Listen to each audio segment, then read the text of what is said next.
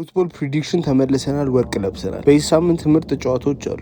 የእናንተን አስቀምጡልኝ ኮሜንት ላይ። ሰኞ ላይ ሪቪው እናደርጓለን አንድ ላይ ግምታችንን። ሶ ፎሎ አድርጉ፣ ቪዲዮን ቶሎ እንድታገኙት ኮፒ ሊንክ ምናምን አድርጉት። እስቲ ማንቹኒያን ደርቢ ደርቢ አንለውም፣ ምክንያቱም ተጫዋቾቹ የሚነፋፈቁበት ደርቢ ነው። ሲጀመር አበሻ ዩናይትድ ደጋፊዎች ደግሞ አርሴናል ዋንጫ እንዳይበላ ነው የሚሳቀቁት። አላ ያሳዝኑናል። ግን እውነት ዩናይትድ ብዙ ጊዜ አይሰማም እንደዚህ አይነት ጨዋታ። ደግሞ ዩናይትድ አንደርዶግ ሆኖ ይህን ጨዋታ ቀርቦ ግን ያሸንፋል። ብዙ ጊዜ አይተነዋል። ምቤሞና ማዲያሎ ተመልሰው ከካሪ ጋር የሚያቀታቸው አይመስለኝም። እውነት ለመናገር ዩናይትድ 2-1 ያሸንፋል። ፎረስት ከአርሴናል ቼልሲ ጋር ጠንክረው ነበር የገቡት፣ ግን ፎረስታዊ ለአርሴናል በቅርብ ጊዜያት ቢያስቸግራቸውም አርሴናል በተለይ ቤንች ላይ ያላቸው ኦፕሽን በጣም ከባድ ነው። ማዱዊኪ፣ ኤዜ፣ ማርቲኔሊ፣ ሄሱስ ከቤንች ሲገቡ በጣም ጠንካራ ነው የሚሆኑት። ስለዚህ አይሲ አን አርሴናል ዊን 3-1 ቼልሲ ከብሬንትፎርድ። ቼልሲ ያስቸግራቸዋል ብዬ አስባለሁ። ዌዝሊ ፎፋና ተቀይሮ ወጥቶ ነበረ፣ ጉዳት ይሁን እንጃ። እሱ ደግሞ ወጣ ማለት ታስቡት ቶሲኖ ወይ ባዲያሽል ነው የሚገቡት። ብሬንትፎርድ ደግሞ ኤሪያል ስሮኢን፣ ሎንግ ቦል፣ ኮርና ስለሆነ የሚጠቀሙት ብዙ ጊዜ ቶሲኖ ወይ ባዲያሽልን ነው የሚመርጠው። ካቺም ፖንጊል ደግሞ ማስነጨታቸው አይቀርም የትኛውም ቢገባ። ሮዜኒዮርም ባለፈው እንዳልኳችሁ በቃ ፕሬስ ኢንቫይት ያደርጋል፣ ግን ሳንቼዝ ትሪገሮቹን ኤክስፕሎር አድርገው የሚወጡበትን አላወቀም እና የሚያስቸግረው ይመስለኛል። ግን ስቲል ቼልሲ አታኪንግ ዋይዝ አሪፍ መሆኑ ይመስለኛል። ጄምስ ካይሴዶ፣ ፓልመር ሬስትድ ሆነው ይገባሉ ብዬ አስባለሁ። ሶ ቼልሲ 3-2 አይ ቲንክ።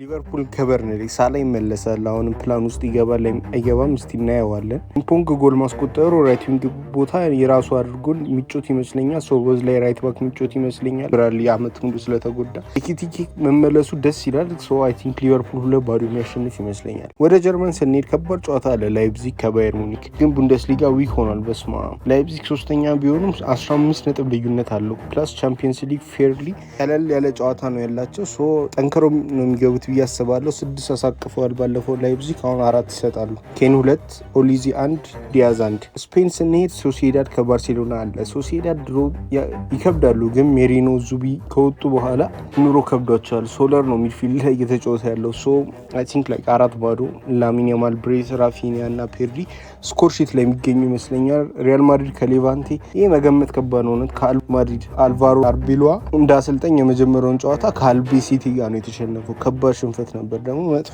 ሳይድ ይዞ አልነበረም የገቡት። እነ ቪኒሽስ ምናምን ገብተዋል። ምባፔ ባለመኖሩ ያን ያህል አይጎዱም፣ ምክንያቱም ጎንዛሎ ጋርሲያ ቦታውን በደንብ ነው የያዘለት። ግን እውነት ሊያሳዝነኝ ነው ልጅ፣ ምክንያቱም ኤንድሪክ ያኔ ሲመጣ ወዲያውኑ አሪፍ ጎሎች እያስቆጠረ ነበረ። ግን ምባፔ ሲመጣ ወዲያውኑ ተረሳች። 360 ደቂቃ ነው ያገኘው በዚህ ዓመት ኤንድሪክ ከመውጣቱ በፊት እና ጎንዛሎ ጋርሲያም እንደዚሁ በቃ ሾን እንዳትደረግ ፈራለታል። ከአጥቂው በላይ ግን የሚያስፈራኝ ሚድፊልድና ዲፌንሱ ነው። አይመጥነውም ዲፌንሱ። አሁን ለምሳሌ ሆይሱንና አሴንሲዮ በቃ ያስጠላል ጥምረታቸው። እውነት አልዋሻችሁ። ሚድፊልዱላ ደግሞ ጭራሽ ኢንዲቪጁዋሊ አሪፍ ታለንት ናቸው። ቻዋሜኒ፣ ካማቪንጋ እና አርዳ ጉለር። ግን እንደ ሚድፊልድ ዩኒት ጥምረታቸው ያን ያህል አያስተማመንም። ኮምፕሊሜንት አይደራረጉም እርስ በራስ። ፊዮረንቲኖ ፔሬዝ በቃ 20ኛው ሴንቸሪ ላይ ለመቅረት ወስኗል መሰለኝ።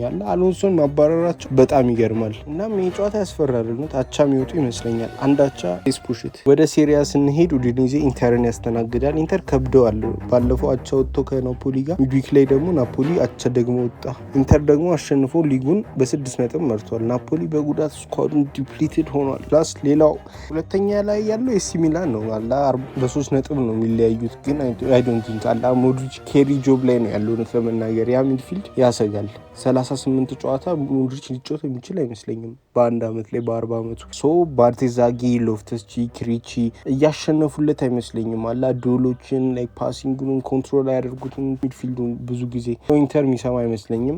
የዋትፎርድን እህት ክለብ ለደብሊው ዋትፎርድ ዘመድ አገኘውለት መሰለኝ። ኡዲኔዜ ይሰጣቸዋል ብዬ አስባለሁ። 3-0 ባሬላ፣ ዲማርኮ እና ቱራ የሚያስቆጥሩ ይመስለኛል። ናፖሊ ሳሶሎን ያስተናግዳል። ኮንቴ መጨለል ጀምሯል። እውነት ለመናገር ይህ ማለት መደናበራቸው አይቀርም። ግን ከ3 አቻ በኋላ ናፖሊ ሳሶሎን በክሎስ ጎል 2-1 ያሸንፋቸዋል ብዬ አስባለሁ። አርብ ዕለት ፒኤስጂ ከሊል አለ። ጊቭ ኢት ቱ ሊል አላ። ጁሩ ቨርሰስ ዴምቤሌ ነው። አስቡት እስቲ። ጁሩ ዳውንም ድረስ የሚጫወት አጥቂ ነው። ፒኤስጂ ያሸንፋል ብዬ አስባለሁ። ቻምፒየንስ ሊግ ስላለ ያሳርፋሉ። ግን አላ 3-1 ወይ 2-1 ፒኤስጂ የሚያሸንፍ ይመስለኛል። የእናንተን አስቀምጡልኝ ኮሜንት ላይ። ሰኞ ላይ ሪቪው እናደርጓለን አንድ ላይ ግምታችንን። ሶ ፎሎ አድርጉ፣ ቪዲዮን ቶሎ እንድታገኙት ኮፒ ሊንክ ምናምን አድርጉት። እስቲ ቻው በሉ። የሰኞ ሰው ይበላል።